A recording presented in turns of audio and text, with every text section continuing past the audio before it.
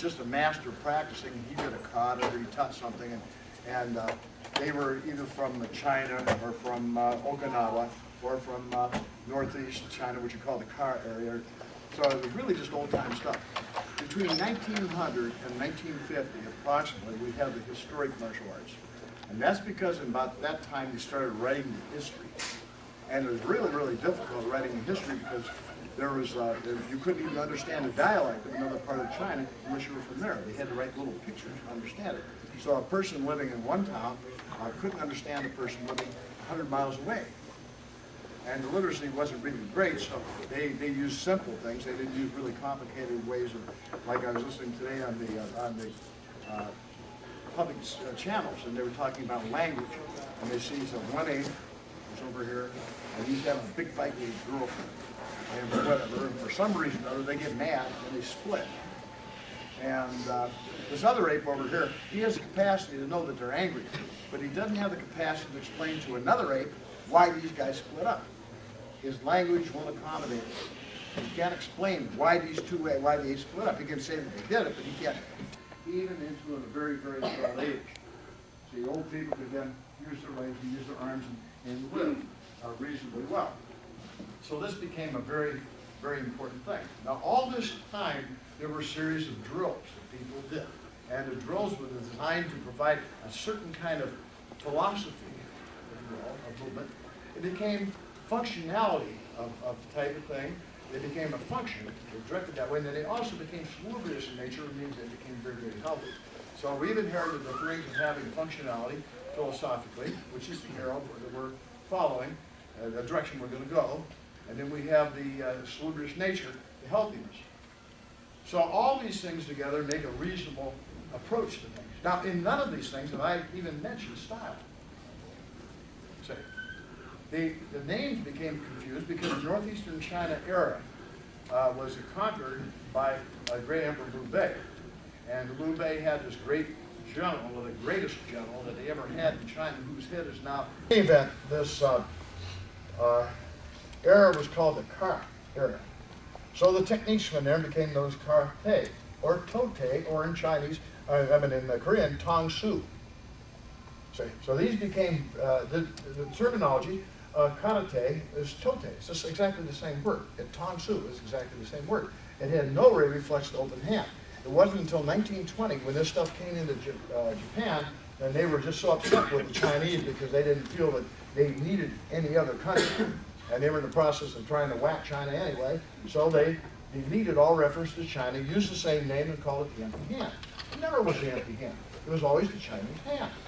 Now this Chinese martial art went to Okinawa, where it was further refined and came out as known as Tai, or Okinawa Te. Then it went into China and Japan and became, about 1930, 1940, 1945, became the karate of Japan. The interesting thing was that this karate of Japan, it went to Japan the same time it came to the United States, and it went to Okinawa, it came to the United States actually before it went to Japan. But Japan used this at the end of the Second World War as a method of training. Since they weren't allowed to train the samurais and they weren't allowed to do all these military things, MacArthur thought that since the Okinawan people had opposed the Japanese, that perhaps the Okinawan style of a martial art would be suitable for training children into group characteristics. And they did it. And so the karate we have from Japan, a lot of it is kid stuff, designed to train you in group characteristics. Now, let's go to some of those characteristics. There were people, for example, that went from 1930, they went that route there. And who else knows this stuff real well? John, you're going to stabilize back in there. You guys need stabilized back here? And you know this too, right? Just follow, okay? Go. 1, 2. Now, one thing about these open hand drills is that I can look at you and I can see your mind struggling. And I can see how your mind is adapting to this stuff. Remember, the hands go flat like this. They go completely back and they go completely up. Turn your body out like this way. 1, 2. Now, it's not like this. It's not that way. It's like this, exactly. Okay, now these exercises were done at the time of Christ. These are really, really, really old exercises. And when I'm with my teacher, if I don't do these, why not? Because this is where you develop the you really strengthen your calf, to strengthen your feet, and your body moves this way. Go. 1, 2, 3, 4, 5, 6, 7. Okay, now wait a minute. Don't forget this. Look at your fingers. Push straight down. With your neck back. Okay. Second side. 2, 3, 4, 5, 6, 7. Okay, wiggle your fingers and push straight up. Now this isn't up, you see. It's straight up. Okay. 3, 2, 3, 4, 5, 6, 7. Okay, wiggle the fingers and push straight up. Okay. 4, 2, 3, 4, 5, 6, 7. Okay, wiggle the fingers again and push down. Like this. Okay.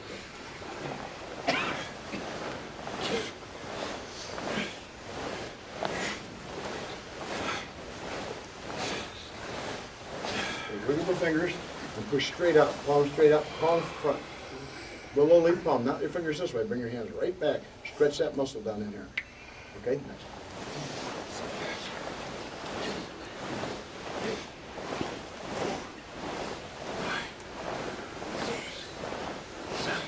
Okay, now just take a big breath and we'll be done with this. Now, we've worked our ankles and worked this muscle that's so absolutely important. Now we're going to have another one. Bob? So Bob's coming here. Now watch how he's working with his feet. Put your feet together. Okay, go. Go. Okay, so just come towards me. Bring your toes. Let's wiggle them out. Let's go. Wiggle the toes and not the heels. Just walk right up. Look at it go. Scoot along. You guys are scooting like heck. You got a bad foot over there. You scoot. Come on and get those toes going. How you doing over there? Curl them under. See, this is similar to running in the sand or on a beach and digging your toes in the beach. They're really important. How you doing, John? Good. Yeah, right. It's nice weather. Okay. Sorry. Now, back up. Now that we're done with that, there's some blocking exercises that are done as a general thing. And I'll use Lance. If he's coming, and you know Lance Weimer, and he's one of our national champions, and Lance fought with me all over the place, and we almost had a big fight in Wales because they jammed the place and nobody could get in. But he's one of the very best fighters we ever had. The normal method would just step and punch him. Normal blocking method is this way. That's pretty standard. And I think everybody pretty much does this kind of a technique. Watch. For us, you see, that doesn't convey the functionality. It doesn't convey the philosophy. It doesn't convey the salubrious nature that I try to have. The most important thing is if I'm to be safety, my hands are here and he punches. We'll block with our elbows, as most people do. Or most boxers will block with their elbows in this way. So using that in mind, also if he attacks me, I can just go like this, you see, and I really shunted the arm instead. So let's put this both together and say we're going like this. 1, 2. See, I'm moving 1, 2. So he's punching for me. I'm going 2. Now you're seeing this. Are you sure you're seeing it? Watch once more. Punch really fast. Hard. Now you see when I'm moving from here, the hand is coming this way. It comes over like this. So I'm actually bringing my hand this way and turning it over. So correctly in Agayuki, it's done this way. And I'm doing it with driving my body. Now, the classic thing that people do on a high defense is when he attacks, he'll step back here. Of course, you don't have to. I'm standing here, he punches. I'm only here. I didn't move just through my body. See, I'm turning just like this. 1, 2. Short step. Because if I take this real short step, then I can hit.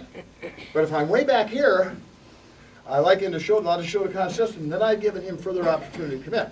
So when I want this very short stance, I want from here, 1, 2. I want no going further in this so that I have my, all kinds of possibilities, so I'm close enough in. So when I'm doing this, I'm also, same time, only moving my feet this far. Watch, I'm just twisting my body. Look, tice the back here. If I keep my hand in this position, then my chamber would be here, correct? My chamber could never be here. Chamber's at the side. So if I'm tacking from here, 1, 2, this is incorrect. This is much more correct. So if I'm running from a 1, 2, like with the Wado kata of Shinto, 1, 2, my hand comes from here. See, when I move 1, 2, my hand is from here. It doesn't from here. Never from the back. So this is a habit that you get into because of your early training, and it's necessary to develop the body structure. But later on, when he's punching, it should be this way. 1, you see, 2. And of course, the hand would fall here. It comes this way. So the very advanced way for punching is this way. Okay? Because this from here, 1, 2, and this hand, of course, is relaxed. I'll snap this time. 1, 2, 1. You see that way, and I'm coming back. You see how it works? That's the way the stuff really develops. And what happens is we let our practice get in the way. So they have practice to avoid that, to impose another form of discipline. And it's called the relationships. So we do like this, like 1, 2, 3. We step back. 1, 2, 3. 1, 2, 3. Now we can tell if I step back and I'll come in further. I go 1, 2. We see that all the time. And the guy back here. And what do you tend to be doing from back there? See, the things are tight. So what we'll do for you, this is the back of the arm, little point of the arm here, and then the toe. He's right there. And the toe comes here. I come forward. 1, 2, 3. Now, see the kick? I'm not kicking. I'm putting my toe in his armpit. 1, 2, 3. This way. This is the basic technique of karate. Now, that's how this looks. Pamela? Now, I'm blocking to here. Okay. Yeah, you're going forward. You're pushing. You're kicking. You're kicking.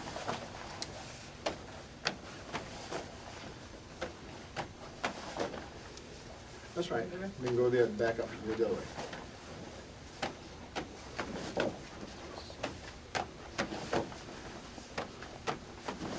Now the roundhouse kick became involved because sometimes when the foot was back, they bring the kick this way, and the kick would come like this, and it would come at a little bit of an angle and be roundhouse. Okay, what I'd like you to do is get your partner and try this, and your senior people know what you're doing. Help me by watching, okay? So your she hands know what I'm doing. Get out. Everybody get a partner. And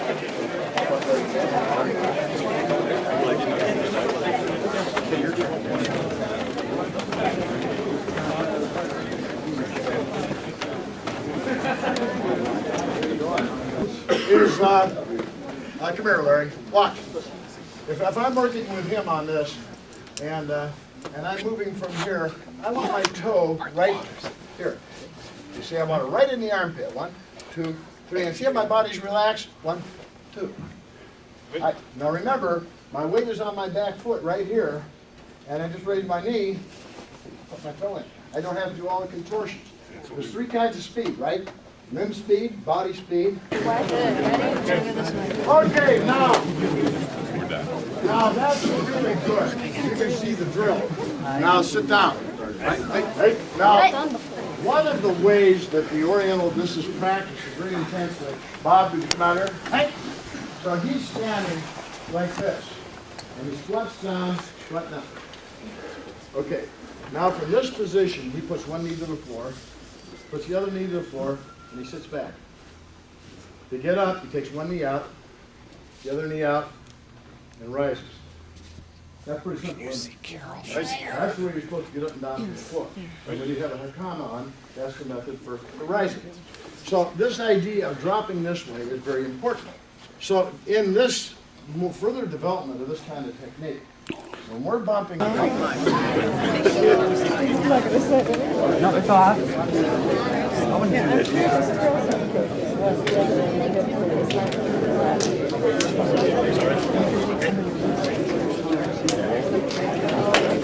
Really? Yeah.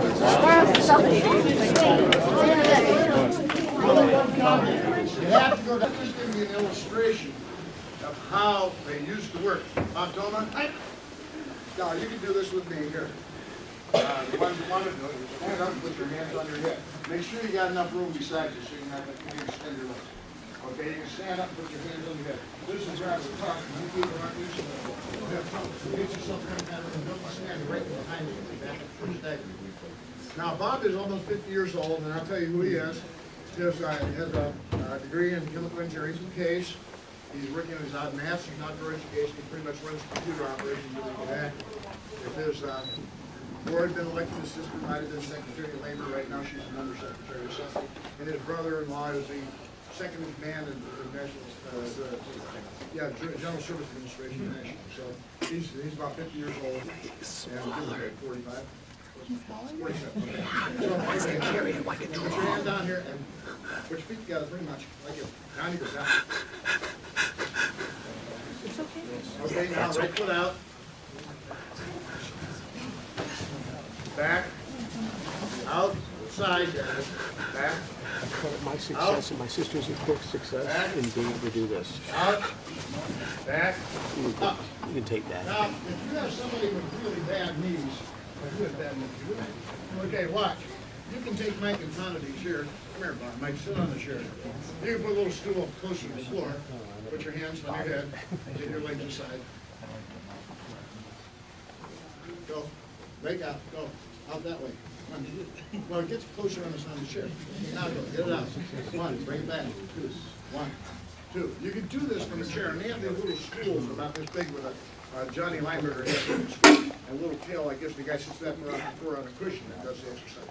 So anybody can do this. It isn't something that really depends on skill.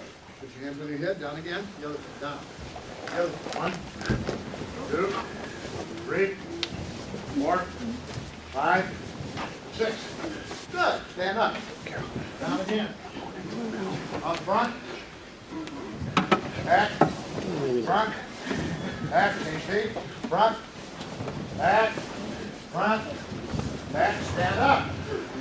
Down again. Back. Behind you. Don't move. Don't move. Up.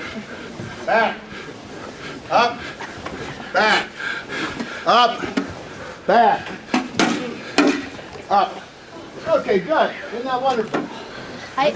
Now, so we're starting to realize what this works. So we have the Kwanmukan fork and the Kwanmukan fork, just like this, real basic sense. Everybody stand looking that way, real basically. Stand look that way. Point your left hand that way. It goes left, goes right, goes front, goes back, and goes middle. Front again. Now watch what he's doing. This time he's just going to push.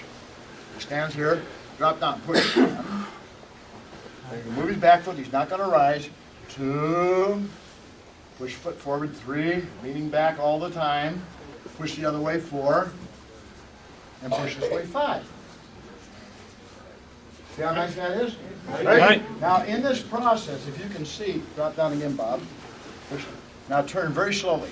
Very slowly. Turn very slowly. Turn very slowly, very slowly. Aha, there's that low shikadachi that you would want there, see? That low stance. Then he turns through it. We don't hold the low stance because it's not good for your hips and builds a big butt, but we do move through it. Right? Okay, let's go down. Let's try that a couple times. Okay, make sure you got room to move. Okay. Down, 1. Push it out. Now you got to keep your back absolutely straight. Take your back foot over, move 2. Move your back foot over, keep push 2. Now allow it to rise up. Let this knee come down to the floor. Now bring your foot in to the other and push forward. Move your back foot over and move 5. Push your back foot over and move 6. Okay, now there's variations of this with front kick. Now where's Johnny Lineberger? John? Okay, now watch right here. Look, John's been training with me on this. Now watch. He's from Tucson, Arizona. John's a 3-time all-weapon champion, USK, and all champion of champions, and fighting and everything else. He's beaten everybody, and he's a world champion, actually, from the USK. In your youth. Well, you're still a world champion for me. Okay, watch. Now watch how he does it. Move through it yourself.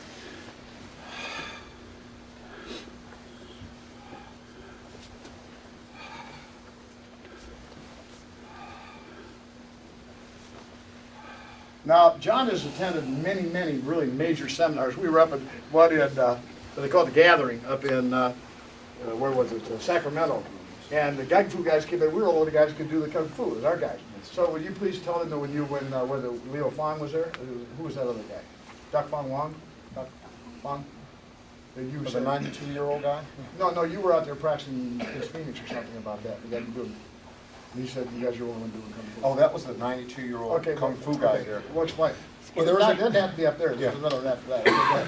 Well, it was actually that guy at the Gathering there was like 93 years old.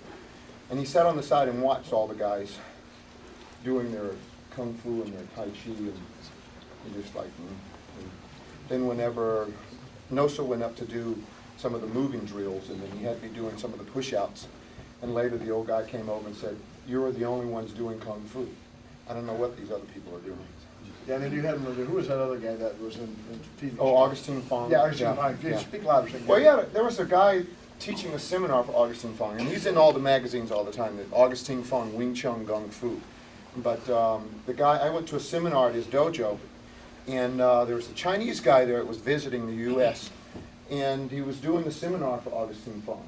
And none of Augustine Fong's people could do the Kung Fu. I was the only one there that could do the Kung Fu technique. The really low stances and moving the correct way. Right. Now do it once more with punching, or you can do it. Do it. Lead off. Do it. With the speech. However you want to do it.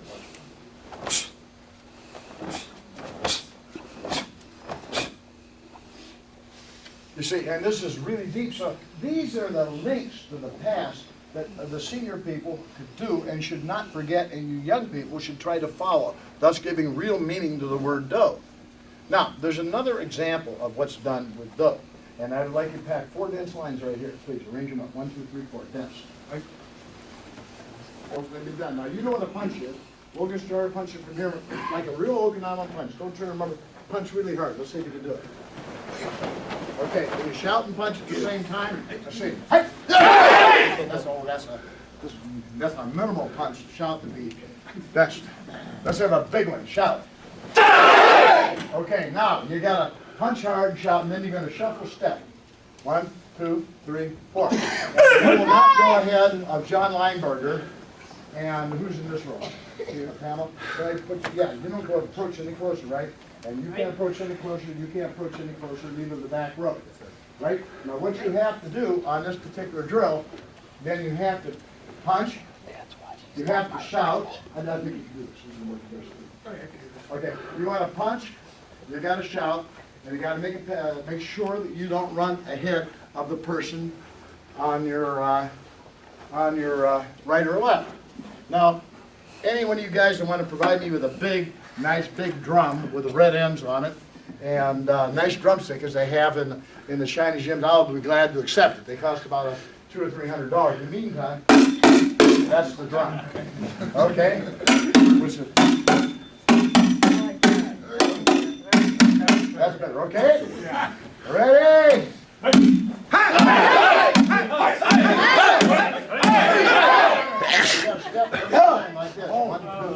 Back you go. And you don't want to go fast. Your feet can't pass each other, okay? Ready?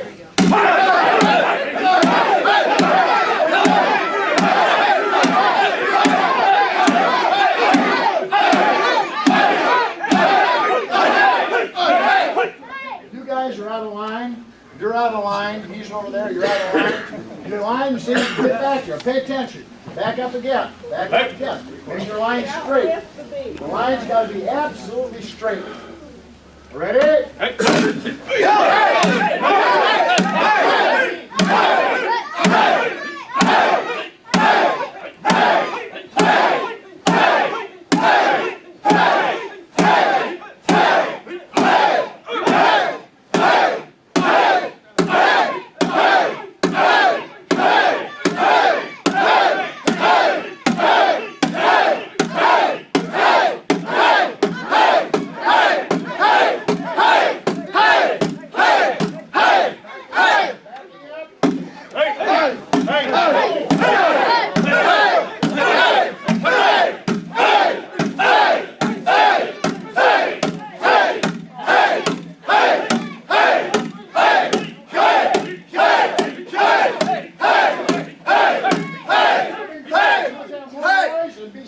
Those punches are weak. Go.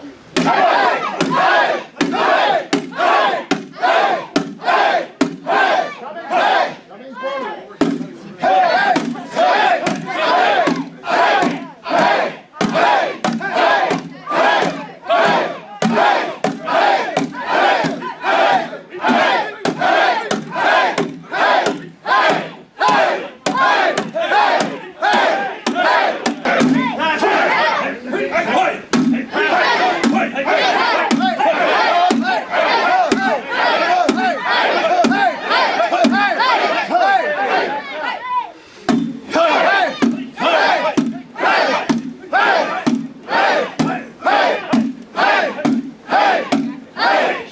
Leg up, up to the right.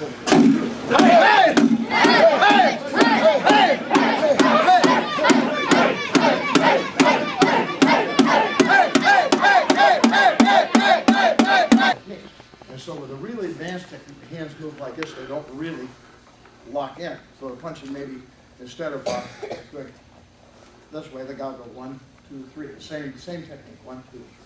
See, it's the same thing as this. One of the real serious forms. So we can change things. But remember, this is all consistent with our roots. This way we develop terrific power, terrific speed, and we develop a mind that can adapt to things. That's the whole idea of this class. Tomorrow you're going to learn all kinds of techniques and everything. And there's a lot of things I can teach you, but there's not really that important of that type of thing. See, everybody has their miscellaneous way. I will teach you one thing very basically, and I think this is kind of tricky teaching you here, but I will teach you. And let's have Bob Tillman. Oh, hey. Bob is strangling me here in whatever way he wants to. He's going to restrain. And of course, I can poke here and I can do all kinds of things. But one of the nicest things you can do here is if you grab a hold of me, I can just snip his nose. Now, I'm not snipping his nose actually. I'm snipping here. And if you just snip somebody in the face, it's very deadly. Real deadly technique. A very big problem. But you have to be able to get inside. It's almost like getting a wolf to bite you and then reaching down and grabbing his tail and turning it inside out. It's almost that kind of thing. It's very, very difficult to do. I can stand on that chair and I raise it 50 foot in the air and I can't stand on it anymore. It isn't because my body changes or the chair changes, it's the mind that changes. So there's a little bit part of your brain called amygdala over here. And that part of the brain is what causes the freeze space. You know, when you're frightened or something, that causes you to duck and bob and flinch from things like that.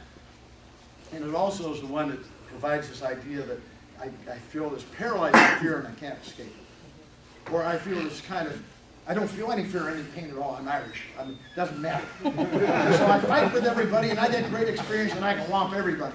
I'm not tough. I just like to fight and I have a lot of experience. But you can get these other people and you start fooling around with this part of the brain. And you can control this, and then all of a sudden, this brain allows you to do things that normally would disturb you. So it's really, really, really important in these drills to work at. Now, Dr. Carey here is the president of the World Natural Health Organization from Seattle. It's a worldwide organization, and I think you guys know what it is. But the thing is that this is really important to do these type of things. And so we control the amygdala, and we can control the way the body moves and the way it can react. And then all of a sudden, you can really do things that other people can't do because you know how to control your body. So first and foremost, the body and the mind must come together. Now, we're very, very lucky to have terrific teachers. And if I can get my book here. Yeah. And I'm not going to write this on the board because I had a lot of this down. And Carol, for some reason or other, didn't get here and bring it to me. So we will have these charts out there, and again, this is our family line. Here. We have, actually, within this structure, I don't want to really bother writing it on the board, but actually, the beginning of our structure is Yasutuni Otoso, and Shuri Okinawa, and he taught Kankan Toyama. Now, what Yasutuni Otoso did, or Anka Otoso, he was the founder. He took the Chinan form and split it up into the Heian forms. He was the founder of the Heian form. And his teacher was Bushi Matsumura, who did the Basai Dai and Basai Sho. And his teacher was Sakagawa Todi, who did the the Kushin Ku formed the Kong Sin Gun, and his teacher was indeed Kong Sin Gun. And so we have that line back. That's our direct line. That's the line from the Shotokan too. And he was the teacher of Kankan Toyama, who was the teacher of Yoon Jung In, who was the teacher of Choli Park, and who was the teacher of me. And that's where we come down that line. On the other hand, we have Chosun Chibana, who was the teacher of, he was a Shonru, and he was also a teacher of Genjin Funakoshi, who taught the Gego Funakoshi, his son, who taught Robyang Jig, who taught Dong Ju Che and the Kimo Jun, and they got taught me. I also trained under Benji Gro. And then we have the Kanro Higashionen, who found that Nahate was the great master of Goju-gu. He again taught Toyama, and he was in the line of Inbyang Yun too. And he taught what is Hong Pyong did, and they taught Kwanmukan in Korea. Now the interesting thing is that they were connected with the Goju-gu. This is a really strong Goju-gu line. And this is where we get the great master Masatsugu Suzuki that I come from too. And he was about a 2S teacher, and then on down to me. And there's a whole big long line of this stuff, and I think you can pay you to bother looking at it. And this is the sheet, but I have a big one outside there. And you can see what they are, and you should see from your history. Because we indeed are tied into the Kung Fu very definitely. The Korean boy was in Manchuria, and he went down to Shanghai, and then he went into study with Toyama. And Toyama made him really important. He went back to Korea, and he started teaching Chandapan, and he was in the meantime teaching Kung Fu. So we have this Kwanbap is one of our major styles. And Kwanbap is the old Chuanfa, which is a Chinese hand, that was adjusted for the functional of the military. It escaped a lot of the philosophical aspects, and so became really absolutely functional. And you've all, most of you met Charlie Park, my teacher. And so he's a really, really major guy, and everybody, he's here, and I bring the senior people into my house, and they go in my living room, furniture back, and we all practice. And so I have a teacher too, just like everybody else. But this is one of the really marvelous things of our association, because we go to the Goju, we're really connected. We're connected with the Shonan, really connected with the Shonan. We're connected with the Shotokan, really connected to Shotokan. We're connected with the Taekwondo, we're connected to all these things. And we see this central core as being important. We could say, there's something right with here. Well, I guess it's not. I guess I can use it. We could take we could say that this would be like karate here, and this would be like, and this would like be jujitsu, judo or jujitsu. And then this would, we have a lot of real high rank here, so let's just play a game for a minute. Those people train more than 40 years stand up. Those people train more than 35 years stand up. Those guys who train more than 30 years stand up. The guys who train more than 25 years stand up. The guys who train more than 20 years stand up. Now let's just show you how this thing works. When did you start? 1986. When did you start? 66? Yes, sir. When did you start? 75. Okay. When did you start? 69? Yeah. Jeff? 69. When? 69. 69. 67. 70. 73. 73. 67. 66. Yeah, he was my class of 67, not the YMCA. 72. 77. 57. 64. 71. See, it's a long time of training these guys have done. And we have people coming in that have trained long. How long, Barry? How long have you trained? About 42 years. When did you start? 60. 61, 62. You call when you. No, maybe a little over 40. Mike, when did you start? What? When did you start? Me, sir? Yeah. 66. Okay, 66. Okay, let's just sit down. So these guys have been held in training, and we got to, they're really quite marvelous masters. Okay, now I'm pretty much done because we have a lot of things to do. Tonight, there's no sense in me going on because I could work you to death, you know that. So I just will field, I always do, before I go, I'll field about 5 or 6 questions. It's always been with the masters that you come up and say, what's your question? If you got a good question, you got to talk to you for 5 or 6 hours.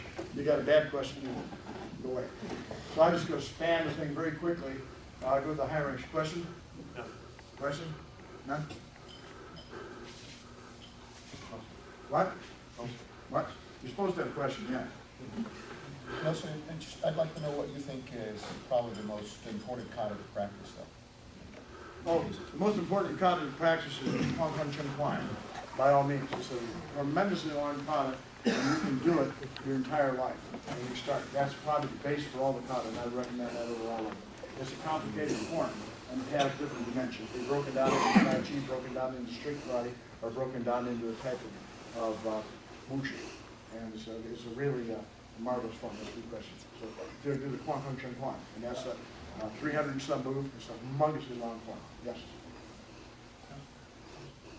Yes, sir, thank you. Body mechanics, the older exercises and forms, do you think that they truly understood the body mechanics, or has it been lost today? No, I think the body mechanics is lost. I think in a lot of ways. I think that if you notice, the push-out is nothing more than a side kick to the rear. Say when you do the push-up and you drop down like this, all you're doing is foot is kicking out the back. That's all you're doing is practicing that back here. So stand up. Yeah. See, if I'm turning like this, it's the same thing. If I'm doing, I'm not going to shoot the rest. The same thing. If I move this way, it's the same thing as I'm on the floor. It's the same kind of body dynamic. So that same action creates the push-out. The same thing. But I think that's lost. I think people just do it for the exercise. It doesn't matter. You don't need to know what's in an egg. Just eat it and be healthy. Question? You mentioned that body came to America before it came to Japan. Yes. Yeah, it came back really with the sailors. And when it came back here, see, nobody recognized it as karate because it wasn't karate. It was just fighting. So, I mean, it didn't really assume the dimension of the name of karate, except for the locally until it went to Japan. Before that, it was Trump or Kansas or stuff like that. And there were a lot of Chinese that came over to build the railroads and things like that. And they brought it with them then. And that was a long time before it was in Japan. Okay? Circle and point technique, outside in, inside out. Do you start in the center and work around to the out? Or Well, it doesn't matter. It's still, probably rises at the outside and comes in, probably the best way. But a pyramid, isn't a pyramid without either the base or the point. But the one thing is that our techniques, a lot of technique is this way. You see, it comes in this manner, this way. And that's okay. But our techniques are this way. Like Lance, he's like the my wife should go around and pick him. Watch. One. It's really basic to our technique. See, this way. One. So we do essentially this way. That's very Chinese. But in the sense that we load the back leg and we don't stand out like this, we have a different kind of a structure. Now there's special drills for forming the stances, which I didn't want to get into tonight, what they call the proof of stance. We've gone into those before, so many new people don't know those. But maybe tomorrow I'll get a few minutes and we'll explain how the stances are formed. But this action here is definitely more Chinese than this. So if you see this kind of a technique, you know that where it's coming from. This is considered round. And then this is, nobody knows where that came from. This is what they used to do. Okay, any other questions? Yes? Sir, could you share with us that you're feeling the relationship between the old Korean karate and what people think is a Japanese karate today? Well, I think that there is no, the Japanese karate was a really limited, restricted karate. There's 4 styles, and each one is confined. See, I don't think, like for example, the Wado or the Goju or Shotokan should be confined only to those actions, right? So if you do this, like there's what they call a kihon of the technique. So one technique starts from here, the other technique starts from here. The Shotokan, for example, always starts from here. But because I'm turning my body, it looks like this. That's the Shotokan. Maybe the Shitora's this way. And so there's a different, what they call kihon. And I don't see the purpose of that. I don't see that. Because the kihon for one person is not the kihon for the other. You know, it works differently because of the size of the body and all that kind of thing, because of the ability to jump and all that kind of thing. So I think that the Korean karate is exactly the same as Chinese karate at the beginning. About 1950, 1955, 1960, they were exactly the same. But they were pulled apart a little bit by the sport. So if you find a sport of Wuko karate, they're really exacting. You can't do one form in the style of another. And in the Koreans right now, because of their ethnicity, they refuse to, they say they're doing Taekwondo. which of course, none of the great masters ever practiced Taekwondo because it wasn't there. So I think you could say that the old Korean karate and the Japanese karate were identical, but they were divided by interest somewhere around 1960. Is that what you wanted? Yes, sir, thank you. Okay, and so all our guys are ranked pretty much everywhere. Even the Kwanmukan, you can rank in Kung Fu through the Hong Kong Dragon and Guam Tai Chi. You can rank in Taekwondo through the Kwanmukan or the Central Taekwondo World Kwanmukan. You can rank in Karate through the Kwanmukan, through the world organizations. You can rank in Jiu-Jitsu through the world organization or the Yamanaka Koshite with us, or you can rank in Aikido through the Aikido Federation if you want. So we have through the World of Budokan. You can rank in recognized groups in a lot of different skills. So once you get your skill in karate, you should try to fill it in with the Taekwondo ranking. You should try to fill it in with the Budo ranking. You should try to fill it in with the Kung Fu ranking. And you should try to fill it in with what other ranking? Jiu-Jitsu ranking. Right? There's all those things you can do, so you have you're fully certified. Right? I think that's probably enough. And so we got other things to do, so let's.